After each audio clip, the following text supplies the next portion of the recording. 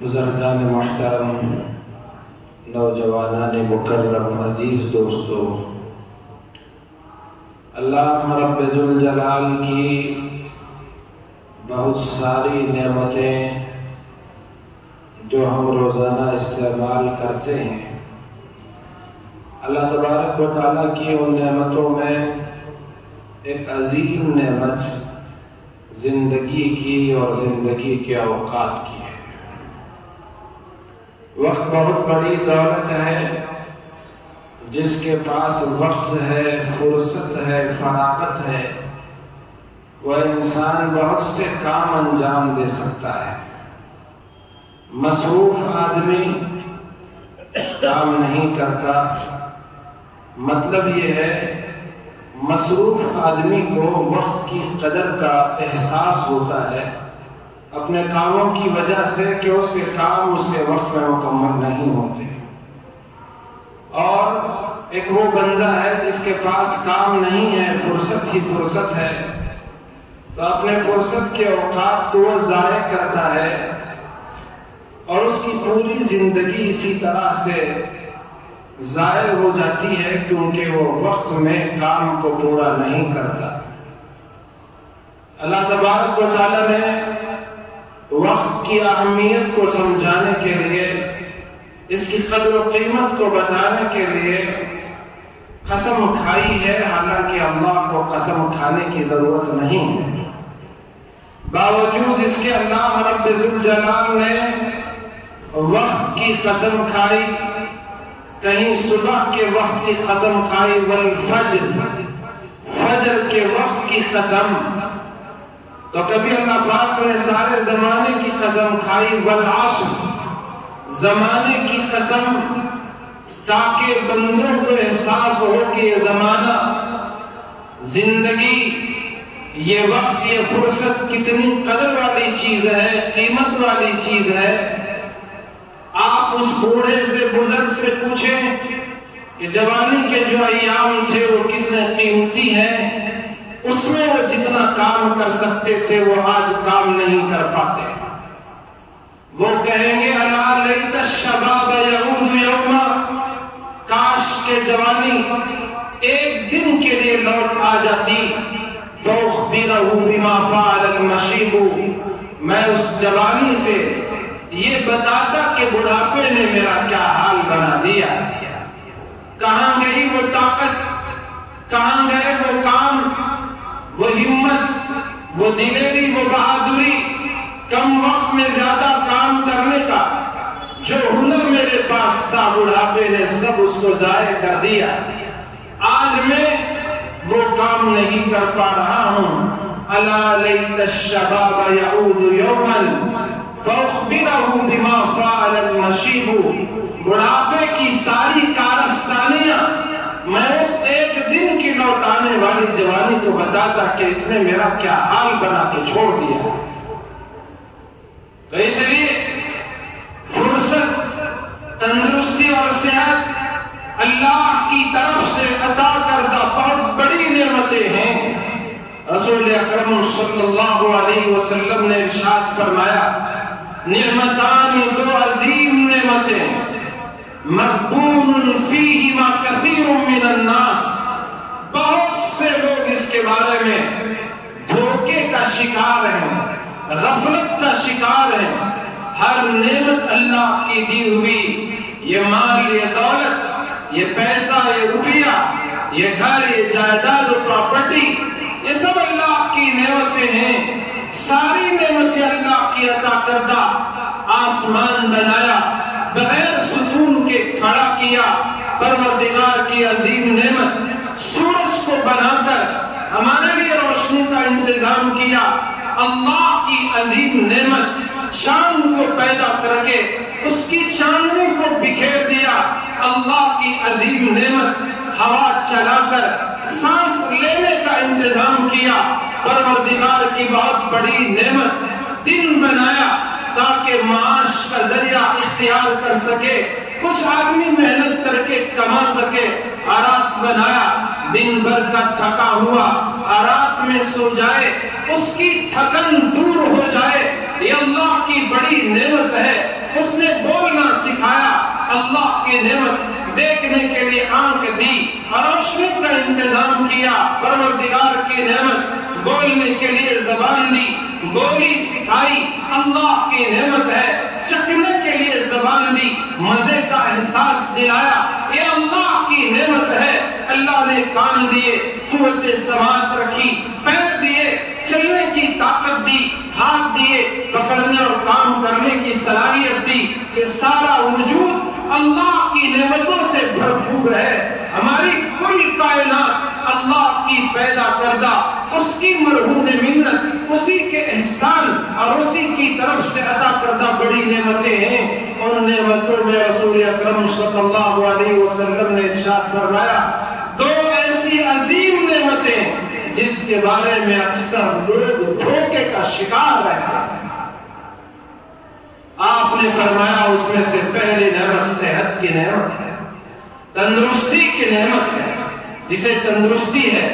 صحت مندی ہے، وہ ہر کام آسانی سے کر سکتا ہے۔ بیمار آدمی اپنے کام کو کیسے پورا کر سکتا ہے؟ اور دوسری عظیم نعمت رسول اکرم صلی اللہ علیہ وسلم نے ارشاد فرمائی، والفراغ، وقت کی نعمت ہے، فرصت کی نعمت ہے، فراغت کی نعمت ہے۔ جس نے اس نعمت کا صحیح استعمال کیا، خدا کی قسم آنے والا وقت تو اسی کا ہوگا۔ جس نے وقت کی ناقدری کی، زمانہ اس کی ناقدری کرے گا، وقت کی قدر کرنے والے کی وقت قدر کرے گا،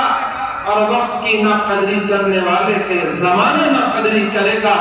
تو اس لیے اللہ پاک نے قسم کھائی، والعصر، و زمانے کی قسم، تاکہ انسان اس وقت کو، اس زمانے کو، اپنی زندگی کو پہچانے، اپنے وقت کو کام میں لانے کا صحیح طریقہ ڈھونڈے اور اس کو کام میں لائے۔ ہم سے اور آپ سے 1 سال یہ اسلامی کیلنڈر کا رخصت ہو چکا ہے۔ آج محرم الحرام کی پہلی تاریخ، نیا سال اور اس کا یہ پہلا دن، اور وہ دن بھی اپنا 1/2 حصہ اس کا گزر چکا۔ کل مغرب تو چاند جیسے نظر آیا، پہلے تاریخ، پہلے دن کا آغاز ہوا، اور رات گزر گئی، صبح ہوئی، اور اب یہ 1:15 بجے کا وقت ہے، یہ دوپہر کا وقت آ چکا ہے۔ آپ بھی اندازہ لگائیں، ایک نئے سال کا 1 دن، 2-4 گھنٹے اس کے باقی رہ گئے، کس تیزی کے ساتھ یہ گزر رہا ہے۔ اسی لیے ایک برف بیچنے والے بزرگوں نے بات لکھی ہے، ایک برف بیچنے والے نے لوگوں کو ایسے فریاد کی، لوگوں مجھ پر رحم کرو، کیونکہ میرے پاس وہ مال ہے، اگر آپ نے نہیں خریدا تو وہ ضائع ہو جائے گا۔ لوگوں مجھ پر رحم کرو، کیوں؟ اگر آپ نے نہیں لیا تو میرا مال یہ پگھل جائے گا، ختم ہو جائے گا۔ اسی طرح سے ہماری یہ زندگی کتنی تیزی سے گزر رہی ہے۔ 1 سال ہمارا مکمل ہو چکا، پچھلے محرم الحرام کے مہینے سے شروع ہوا، اور یہ حج کا مہینہ کل ختم ہوا، اور جیسے ہی ختم، پورا 1 سال 12 مہینے گزر گئے۔ غریب کے بھی یہ 12 مہینے گزر گئے، امیر کے بھی گزر گئے، نوکر کے بھی گزر گئے، مالک کے بھی گزر گئے، آفیسر کے بھی گزر گئے، استاد کے بھی گزر گئے، شاگرد کے بھی گزر گئے۔ ہر ایک طبقے کے یہ 1 سال کا عرصہ مکمل ہو چکا، لیکن کچھ لوگوں نے اس سال کو کارآمد بنایا اور وقت کی قدر کی، اپنے کاموں کو پورا کیا، اور جو ان کا ٹارگٹ تھا اس کو انہوں نے پا لیا، اور بہت سے لوگوں نے اس وقت کو ضائع کر دیا، کوئی موبائل گیم میں، تو کوئی دنیا بھر کی بیکار کی کام نہ آنے والی خبروں اور نیوز کے پیچھے پڑ کر، کوئی کھیل کود میں یا کسی اور قسم کے کاموں میں ہمارا وقت ضائع ہو چکا ہے۔ دوستوں کے ساتھ گپ شپ لگانے میں، ہوٹلوں میں چائے کے نام پر گھنٹے وقت ضائع کرنے میں، مسلمانوں کے گلیوں میں، محلوں میں آپ غور کریں، کتنے ہی بزرگ، کتنے ہی جوان اور کتنے ہی بچے اپنے وقت کو ضائع کرتے ہوئے آپ کو مل جائیں گے۔ وہی غیروں کے محلے میں آج ان میں جتنا شعور ہے، مسلمانوں نے اپنا شعور کھو دیا ہے۔ 1 سال کا عرصہ کوئی معمولی عرصہ نہیں جو ہم سے گزر چکا، برسوں نے ہم میں سے اسے ظاہر کر دیا اور اس کو کام میں نہ لایا۔ اب یہ نیا سال یہ بھی شروع ہوا، آج اس کا پہلا دن مکمل ہو رہا ہے، وقت گزرتا جائے گا اور پھر وہ بھی دھیرے دھیرے ہم سے رخصت ہو جائے گا۔ حدیث پاک میں آیا، رسول اکرم صلی اللہ علیہ وسلم نے ارشاد فرمایا، ہر آنے والا دن جیسے ہی وہ طلوع ہوتا ہے لوگوں سے خطاب کر کے کہتا ہے، اے لوگوں میں آج طلوع ہوا ہوں اور پھر قیامت تک نہیں آؤں گا، اس لیے جو اس کو کام میں لانا چاہے اسے صحیح کام میں لاؤ، اللہ کی عبادت کرو، اس کی اطاعت کرو، فرما برداری کرو۔ ہر آنے والا یہ دن لوگوں کو پیغام دیتا ہے، جو اس کی قدر کرے گا وہ کامیاب، جو ناقدری کرے گا وہ ناکام ہو جائے گا۔ یہ وقت کی، دنوں کی، ہفتوں کی، مہینوں کی، سالوں کی، یہ زندگی کی ایسی نعمت ہے جو ایک بار چلی جائے تو کبھی لوٹ کر نہیں آتا۔ آدمی مال کھو جائے تو پھر اسے دوبارہ حاصل ہونے کی امید ہے، کما سکتا ہے، لیکن ایک دن جو گزر گیا، ایک رات جو بیت گئی،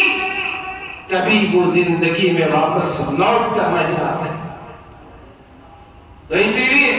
رسول اکرم صلی اللہ علیہ وسلم نے اپنے اوقات کو ترتیب دیا تاکہ کام پورا ہو سکے۔ حضرت علی مرتضی رضی اللہ تعالیٰ عنہ بیان فرماتے ہیں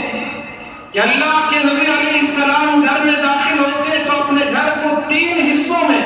اپنے وقت کو گھر کے لیے تقسیم کر دیتے۔ ایک وقت اللہ کی عبادت کے لیے ایک حصہ متعین ہوتا اور دوسرا حصہ اپنے گھر والوں کے لیے متعین ہوتا، ان کا ہاتھ بٹانے کے لیے، ان کی باتیں سننے کے لیے، ان سے گفت و شنید کرنے کے لیے،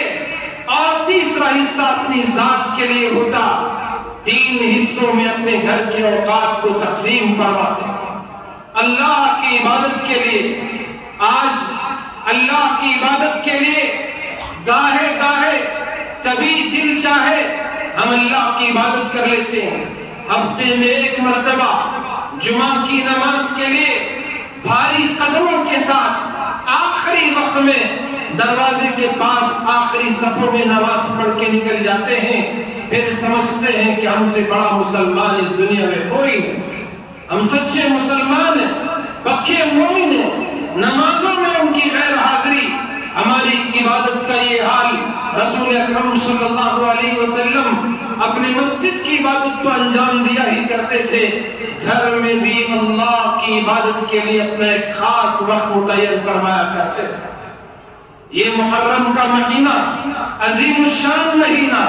حضرت ابو ہریرہ فرماتے ہیں رسول اکرم صلی اللہ علیہ وسلم سے کسی نے پوچھا،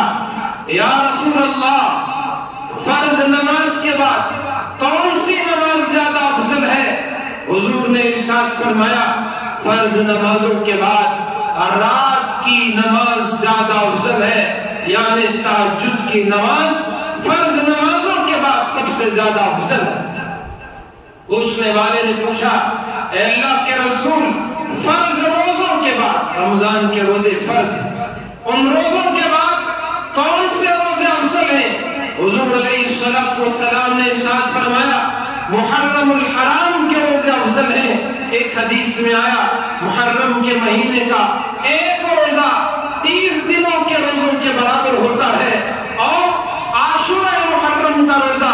جسے ہماری زبان میں 10 کھن کہتے ہیں، 10 محرم الحرام، محرم کے مہینے کی 10ویں تاریخ کا روزہ، رسول اکرم صلی اللہ علیہ وسلم نے ارشاد فرمایا کہ یہ روزہ 1 سال کے گناہوں کا کفارہ بن جاتا ہے۔ روزے کی فضیلت بھی، رات کی عبادت کی فضیلت بھی، تہجد کی عبادت کی فضیلت بھی، رسول اکرم صلی اللہ علیہ وسلم نماز میں کھڑے ہوتے اور آپ 1 رکعت میں سورہ بقرہ کی تلاوت فرما دیتے، 4 رکعتوں میں 6 سوا 6 پارے اور مکمل 4 سورے اللہ کے نبی علیہ السلام پڑھ لیتے۔ پوچھنے والے پوچھتے یا رسول اللہ آپ تو بخشے بخشائے ہیں، آپ کا کوئی گناہ نہیں ہے، آپ کا اگر گناہ ہو بھی تو بھی اللہ نے آپ کی معافی کا اعلان کر دیا ہے، لیغفر لک اللہ ما تقدم من ذنبک وما تأخر۔ میرے محبوب اللہ نے آپ کو فتح مبین سے نوازا، نعمتیں آپ کو عطا فرمائی، اور آپ کا اگر گناہ ہو بھی تو بھی اللہ نے اس کو معاف کر دیا، اگلے گناہ بھی معاف، پچھلے گناہ بھی معاف۔ پہلے تو انبیاء گناہوں سے معصوم ہوتے، ان کا کوئی گناہ نہیں ہوتا، تو اللہ نے تسلی دی کہ گناہ ہو بھی جائے تو بھی آپ بخشے بخشائے۔ اے اللہ کے رسول آپ بخشے بخشائے، پھر بھی اتنی لمبی رکعتیں آپ نماز میں کھڑے ہوتے ہیں، آپ کے پاؤں میں ورم آ جاتے ہیں، آپ کے پاؤں پھول جاتے ہیں، اتنی لمبی نماز آپ پڑھتے ہیں جبکہ آپ بخشے بخشائے ہیں۔ تو حضور علیہ الصلوۃ والسلام نے ارشاد فرمایا افلا اکون عبدا شکورا، کیا میں اللہ کا شکر گزار بندہ نہ بنوں؟ فرض نماز، فرض عبادت کے علاوہ آپ کی یہ عبادت، تو آپ اپنے گھر کے اوقات میں ایک حصہ اللہ کی عبادت کے لیے رکھیں، دوسرا حصہ حضرت علی رضی اللہ عنہ نے فرمایا، دوسرا آپ کا حصہ اپنے گھر والوں کے لیے، اہلیہ کے لیے، گھر کے کام کے لیے، اور جو بچے آئے ان سے بات چیت کے لیے رسول اکرم صلی اللہ علیہ وسلم نے خاص فرمایا۔ اور اپنے گھر کا تیسرا وقت کا حصہ آپ نے اپنی ذات کے لیے رکھا، اس اپنی ذاتی وقت کے حصے میں سے بھی آپ دین کے لیے استعمال کرتے۔ کوئی آپ سے مسئلہ پوچھنا چاہتے تو آپ سے اس وقت میں پوچھ سکتے تھے، اور آقا علیہ الصلوۃ والسلام کوئی اہم بات پہنچانا چاہتے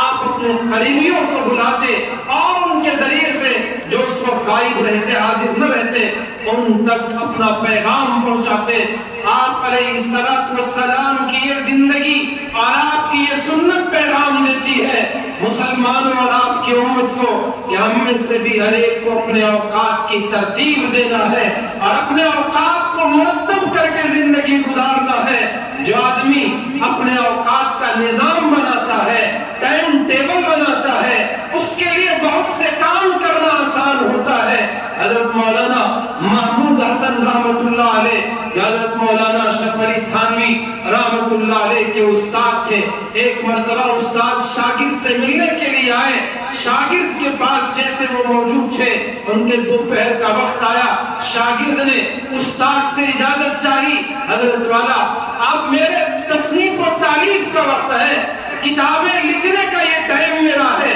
یہ کام اس وقت میں کرتا ہوں، اس لیے آپ مجھے اجازت دیں کہ میں اس وقت میں کچھ نہ کچھ لکھوں، کچھ صفحے لکھوں، کتاب کا تھوڑا سا حصہ لکھوں۔ تو انہوں نے اجازت دی کہ ٹھیک ہے آپ تشریف لے جائیں۔ استاد نے شاگرد کو اجازت دی کہ آپ جائیں، اپنا جو کام اس وقت کے لیے آپ نے رکھا ہے وہ کر کے آئے۔ یہ گئے، فوراً ہی واپس آ گئے۔ استاد نے پوچھا آپ اتنی جلدی تصنیف و تعلیف، تحریر سے، قلم اور دوات کے کام سے فارغ ہو کر آ گئے؟ تو حضرت تھانوی رحمت اللہ علیہ نے فرمایا کہ مجھے کوئی لکھنے کا یہ وقت تھا، معمول تھا، میں نے اس کی برکت کے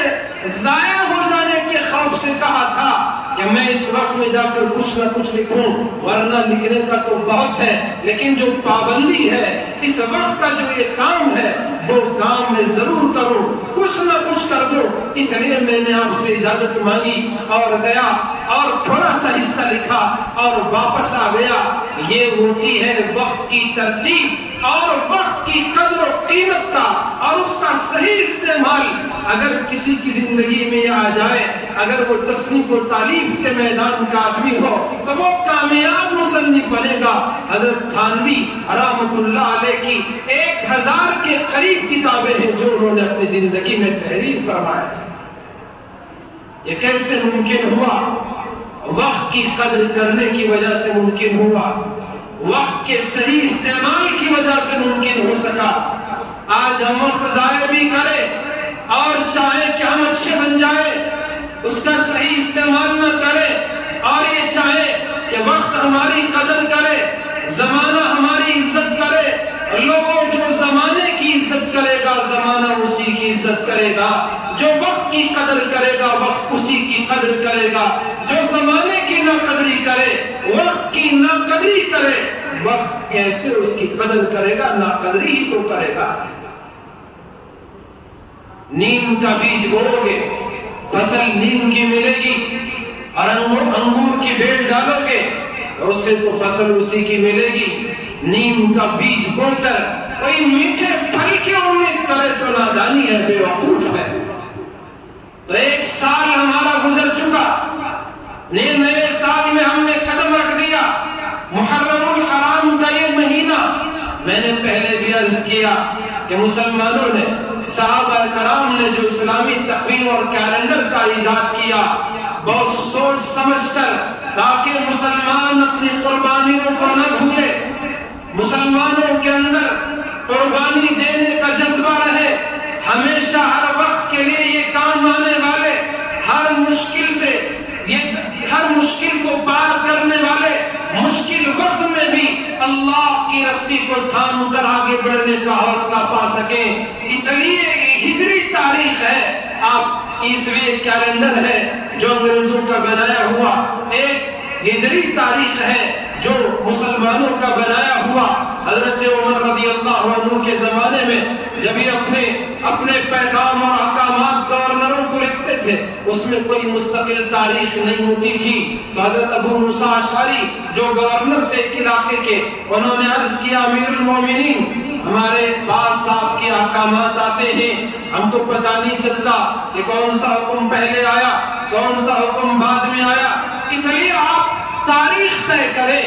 کیلنڈر مرتب کریں، تاکہ اس تاریخ کو دیکھ کر ہم پہچان سکیں کہ کون سا حکم آپ کا پہلے آیا تھا کون سا حکم آپ کا بعد میں آیا ہے۔ حضرت امیر المومنین نے صحابہ سے مشورہ کیا کہ لوگوں، اس طرح کا ایک تقاضا آیا ہے، ہم کو ایک کیلنڈر مرتب کرنا ہے، بتاؤ وہ کیلنڈر کا آغاز کس واقعے سے کیا جائے، کب سے کیا جائے، تاریخ کی بنیاد کب رکھی جائے۔ کسی نے رائے دی ہمارے لیے اللہ کے رسول علیہ السلام کی ذات سب سے مقدس ہے، آپ کی پیدائش پر اسلامی کیلنڈر کا آغاز کیا جائے۔ کسی نے رائے دی کہ رسول اللہ صلی اللہ علیہ وسلم جس دن دنیا سے تشریف لے گئے اس دن کو بنیاد بنا کر کیلنڈر کا آغاز کیا جائے، اور ایک نے رائے دی ہجرت کی بنیاد بنا کر کیلنڈر کا آغاز کیا جائے۔ حضرت امیر المومنین نے ہجرت کے اس واقعے کو پسند کیا، اور جو بات حضرت امیر المومنین کے سامنے یہ اللہ کے نبی علیہ السلام کی پیدائش اور وفات کی آئی، اس رائے کو انہوں نے ناپسند کیا۔ وجہ یہ تھی کہ یہ اگر رسول اللہ صلی اللہ علیہ وسلم کی پیدائش کی بنیاد پر مسلمانوں کا کیلنڈر مرتب کیا جائے تو ہم میں اور عیسائیوں میں کوئی فرق نہیں رہ جائے گا۔ عیسائیوں نے بھی حضرت عیسیٰ علیہ السلام کی ولادت کو بنیاد بنا کر انہوں نے عیسائی کیلنڈر مرتب کیا، تو اگر ہم بھی یہ کام کریں تو ہم میں اور ان میں کوئی فرق نہیں رہ جائے گا۔ تو اس طرح سے یہ بات، اس رائے کو قبول نہ کیا گیا۔ حضرت عمر رضی اللہ کے سامنے دوسری رائے تھی کہ رسول اکرم صلی اللہ علیہ وسلم کی وفات کا مسئلہ امت کے لیے غم کا، صدمے کا مسئلہ تھا، تو اس لیے اس رائے کو بھی پسند نہ کیا گیا۔ ہجرت کے واقعے کو بنیاد بنانے کی بات کو آپ نے پسند کیا۔ وجہ اس کی یہ تھی، ہجرت سے پہلے مسلمان بڑے پریشان تھے، لوگ مسلمانوں کو ستاتے، صحابہ کے دشمن، رسول اکرم صلی اللہ علیہ وسلم کے دشمن، اور اللہ کی طرف سے ہجرت کرنے کا حکم آیا۔ صحابہ نے یہ نہیں دیکھا کہ یہ ان کا وطن ہے، یہ نہیں سوچا کہ یہ ان کے اقربا کی جگہ ہے، یہاں ان کے گھر ہیں، ان کی جائیدادیں ہیں، ان کے باغات ہیں، ان کے زمینات ہیں، بلکہ صحابہ کرام نے اللہ کے حکم اور مرضی کو سامنے رکھا، اپنے دین کی حفاظت کو سامنے رکھا، اپنے ایمان کی سلامت کو سامنے رکھا، اس بات کو ترجیح دی، تو اس لیے انہوں نے اللہ کے لیے اپنے گھر کو چھوڑ دیا، اللہ کے لیے اپنے کاروبار کو چھوڑ دیا۔ اللہ کے لیے اپنی زمینوں کو چھوڑ دیا، باغات کو چھوڑ دیا، رشتہ داروں کو چھوڑ دیا، اللہ کے لیے اپنے دین و ایمان کی حفاظت کے لیے ہجرت کرنے پر آمادہ ہو گئے۔ یہ ہجرت پیغام دیتی ہے مسلمانوں، اگر تمہیں اللہ کے لیے تمہارے اپنے دین و ایمان کی حفاظت کے لیے کبھی تمہیں پیسہ چھوڑنا پڑے، تمہاری کمائی کے اسباب چھوڑنا پڑے، تمہارے لیے کبھی ایسے تمہارے دنیا کی خاطر جو کچھ تم نے کیا، اگر اللہ کا حکم سامنے آ جائے اس حکم کی وجہ سے تمہیں وہ چھوڑنا پڑے، چاہے وہ تمہاری جائیداد کیوں نہ ہو، چاہے وہ تمہاری پراپرٹی کیوں نہ ہو، چاہے تمہارا دکان کیوں نہ ہو، چاہے تمہارا سامان کیوں نہ ہو، حتیٰ کہ خود کی جان کیوں نہ دینے نہ پڑے، اگر اللہ کا حکم سامنے ہو تو ہر چیز قربان کرنے والے ہو جاؤ۔ یہ اسلامی کیلنڈر کا ہر دن، ہجری کیلنڈر کا ایک ایک سال،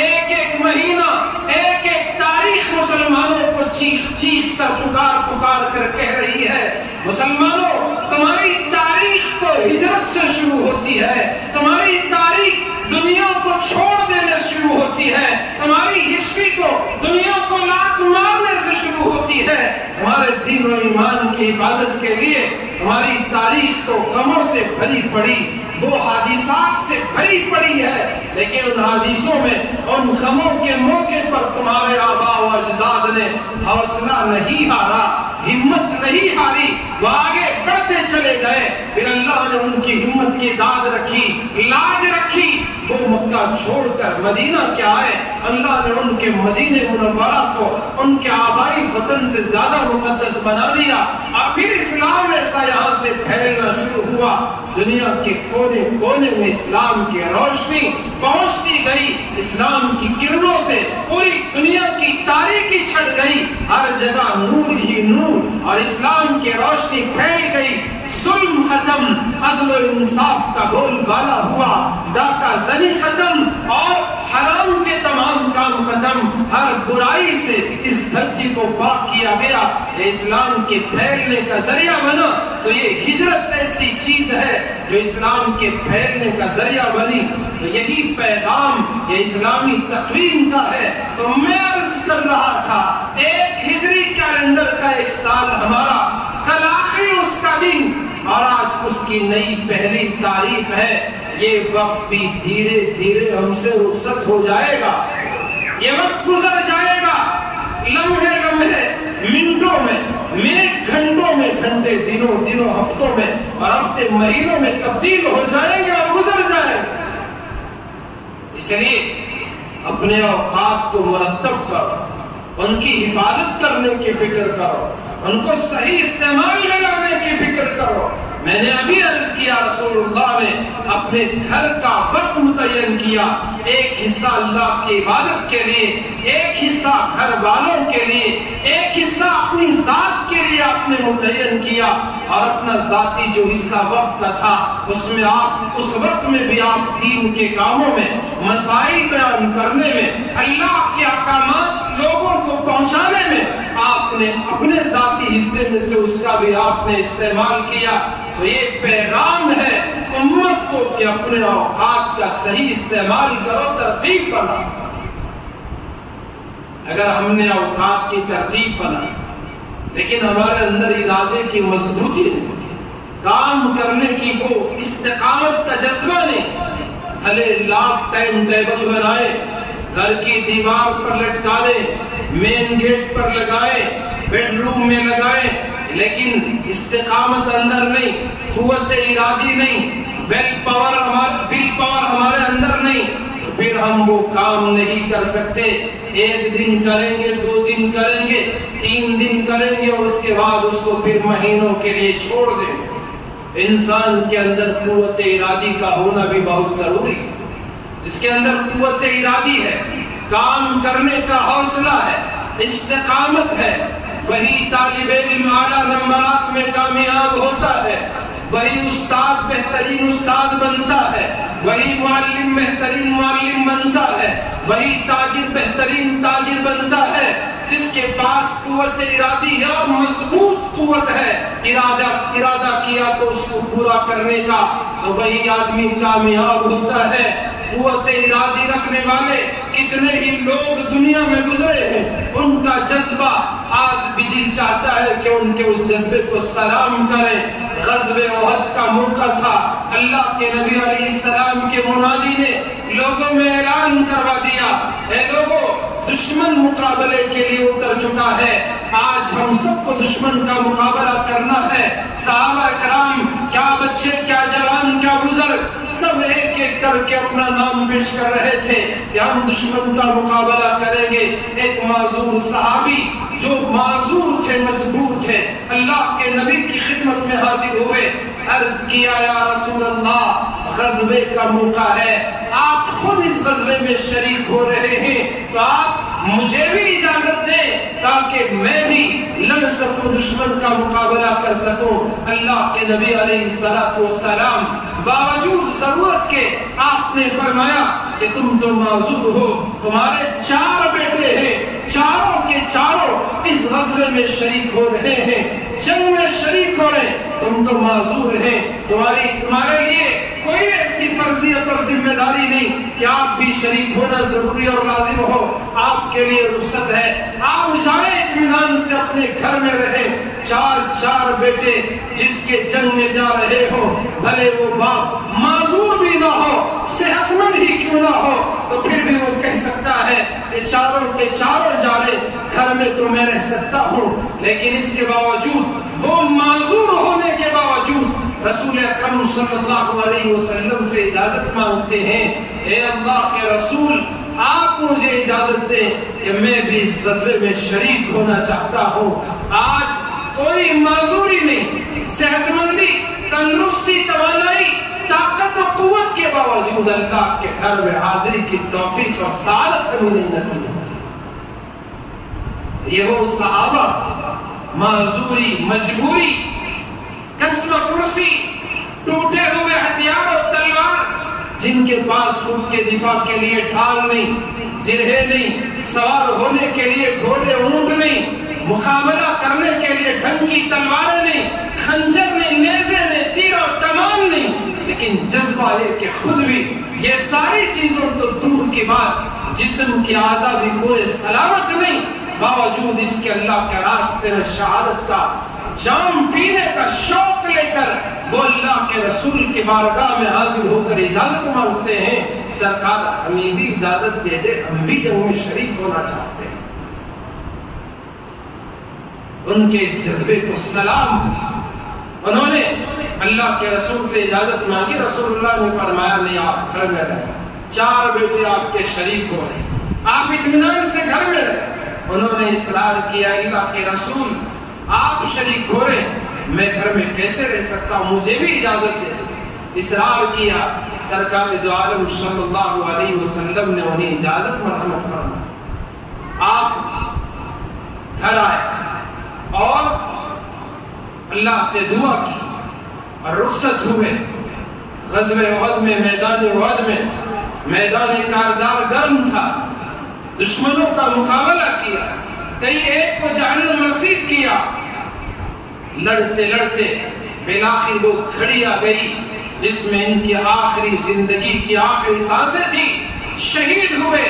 اور جب تمام لاشوں کو جمع کیا گیا تو یہ معذور صحابی کی لاش بھی اس میں موجود تھی۔ یہ شہید ہونے والے صحابہ کے رشتہ دار اپنے اپنے رشتہ دار شہید صحابی کی لاش لیے احد کے میدان سے مدینہ شہر کی طرف، یثرب بستی کی طرف نکلے تو ان کی بیوی، ان کے رشتہ دار بھی آئے، اس معذور صحابی کی لاش کو اٹھایا، اونٹ پر رکھا اور اپنے گھر لے جانا چاہا۔ وہ اونٹ ہے کہ وہ گھر کی طرف اگر اسے ہانکتے ہیں جانے کے لیے تیار نہیں، اور وہی اونٹ اگر دوسری جانب اسے ہانکا جائے تو چلنے کے لیے تو کیا، دوڑنے کے لیے تیار، لیکن مدینے کی جانب وہ اونٹ آنے کو تیار نہیں۔ یہ لوگ پریشان ہوئے، رسول اکرم صلی اللہ علیہ وسلم کی خدمت میں معاملہ پہنچا۔ اللہ کے رسول علیہ السلام نے ان کی بیوی سے، بیگم سے پوچھا، کیا نکلتے وقت اس صحابی نے آپ کے شوہر نے کوئی بات کہی ہو جو تمہیں یاد ہو تو بتائیں۔ انہوں نے عرض کیا یا رسول اللہ، جب یہ تیاری کر رہے تھے سفر کی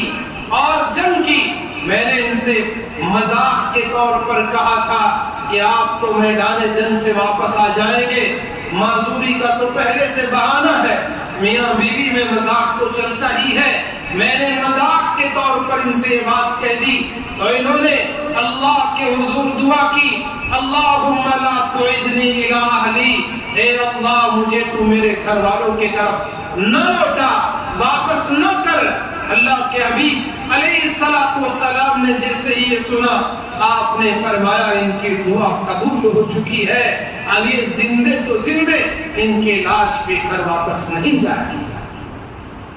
ان کی یہی تدفین کرو۔ چنانچہ سید الشہداء حضرت امیر حمزہ رضی اللہ عنہ کے بغل میں ان کو بھی دفنا دیا گیا۔ یہ ارادے کی قوت، یہ جذبہ، یہ فکر و یہ تڑپ اور تمنا، مزاح کے طور پر ہی کہا ہوا جملہ، اسے انہوں نے اللہ سے دعا کی، مولا مجھے گھر کی طرف نہ لوٹا، اور اللہ کے حضور وہ دعا ایسے قبول ہوئی، ان کی لاش بھی گھر واپس نہ لوٹی، بلکہ اسی میدان احد کے حصے میں ان کی تدفین عمل میں۔ جب تک اوقات کی ترتیب کے ساتھ مضبوط ارادہ نہ، ایک اٹلی کے سائنٹسٹ کا یہ واقعہ ہے کہ وہ یونان میں وہاں کی لائبریری میں اس نے بہت سی کتابیں کھنگالی، چونکہ اس کا تعلق ڈاکٹری سے تھا، فن طب سے تھا، حکمت سے تھا، تو اس نے یونان کی یونانی زبان میں لکھی ہوئی کتابیں اور اسی طرح عربی زبان میں لکھی ہوئی بہترین کتابیں اس لائبریری میں اس نے پڑھنا شروع کی۔ تھا تو اٹلی کا، عربی سیکھی اور عربی کتابیں پڑھی، دو کتابیں اسے بڑی پسند آئی، وہ اپنے ساتھ وہ دو کتابیں لی اور اس کا اٹلی زبان میں ترجمہ کیا، تو بہت مقبول ہو گئے، بہت زیادہ لوگ اسے پسند کرنے لگے، دیکھتے ہی دیکھتے اس کی کتابیں لوگوں نے خرید لی۔ پھر وہ دوبارہ اسی جذبے کے ساتھ دوبارہ لائبریری آیا، اتفاق سے انہی دنوں وہ بیمار پڑا، ڈاکٹر کے پاس پہنچا،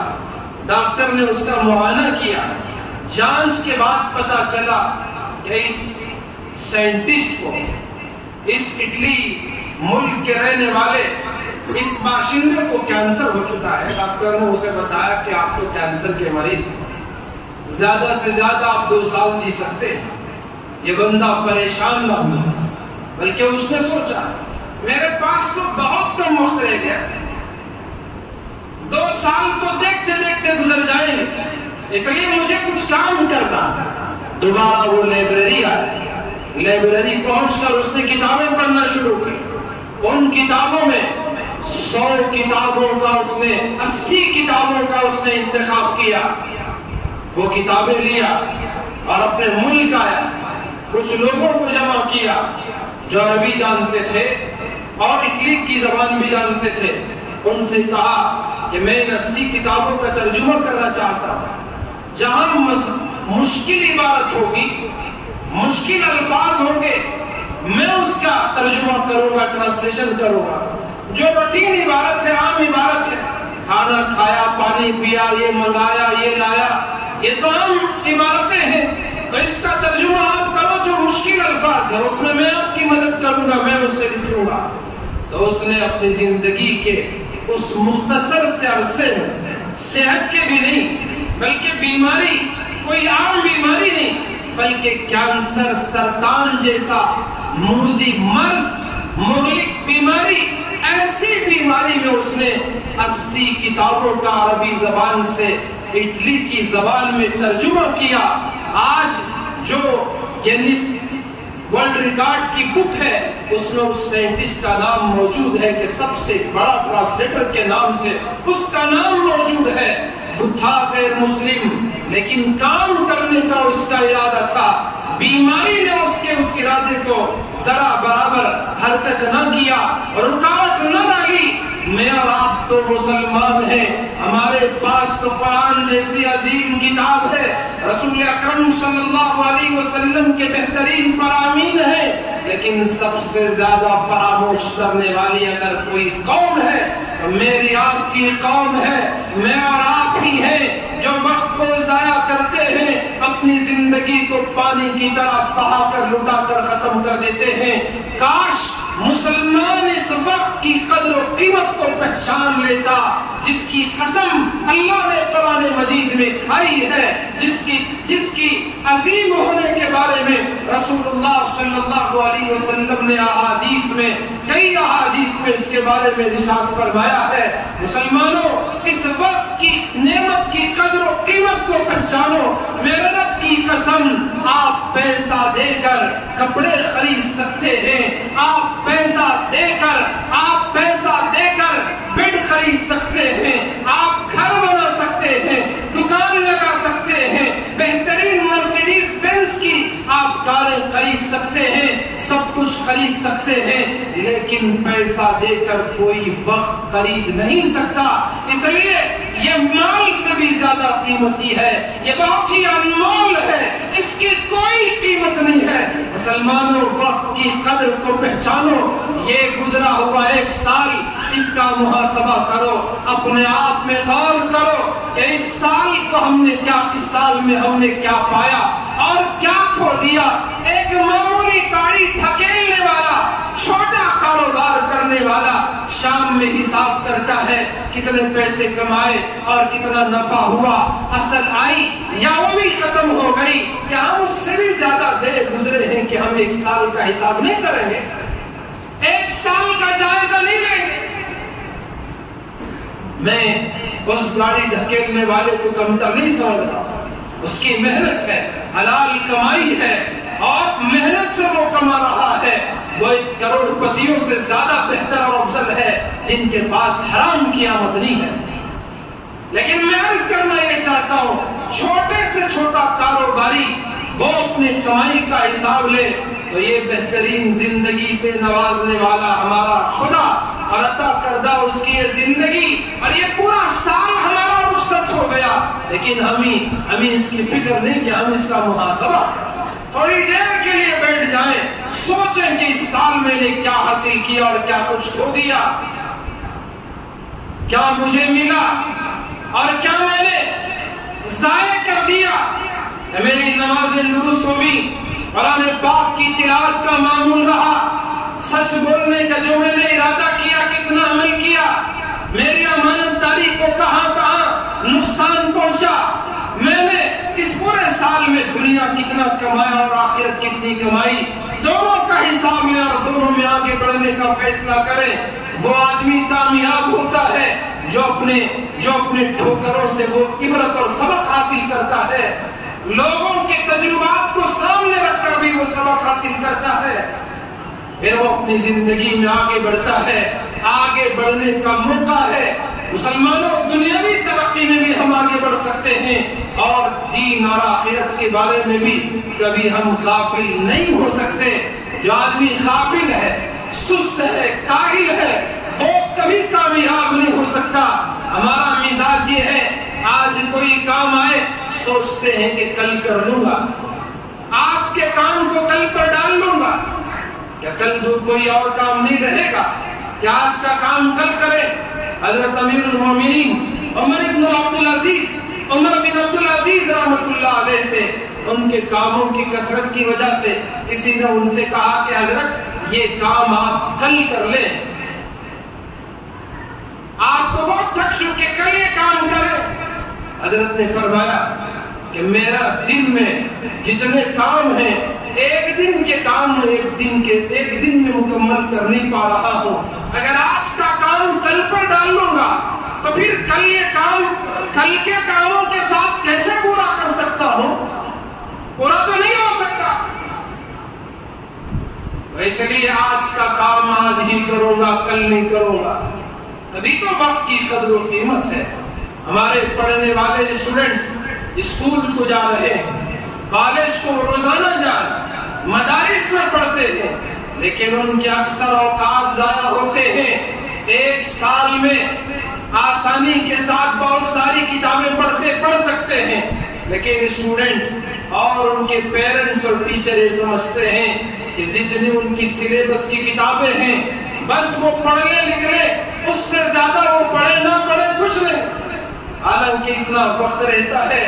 کہ اس وقت میں وہ سلیبس کی کتابوں کے علاوہ مزید کتابیں پڑھ سکتے ہیں اور کچھ جانکاری معلومات اکٹھا کر سکتے ہیں۔ اگر ان بچوں کو ابھی سے سمجھایا گیا بیٹا کل تجھے آگے چل کر قوم کا رہبر بننا ہے، قوم کا خادم بننا ہے، ابھی سے تیاری کر، تو تیرا وقت جو ضائع ہو رہا ہے اس وقت کو تو کسی اور کام میں لیا، کھیل کود میں ضائع کرنے کے بجائے پڑھنے میں اسے استعمال کر۔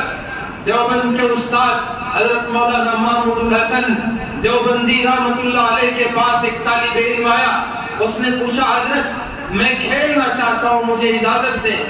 حضرت نے فرمایا تم کھیلنا کیوں چاہتے ہو، کیوں کھیلنے کو پسند کرتے ہو؟ اس نے کہا کہ حضرت ٹائم پاس کرنا چاہتا ہوں۔ حضرت نے اس سے فرمایا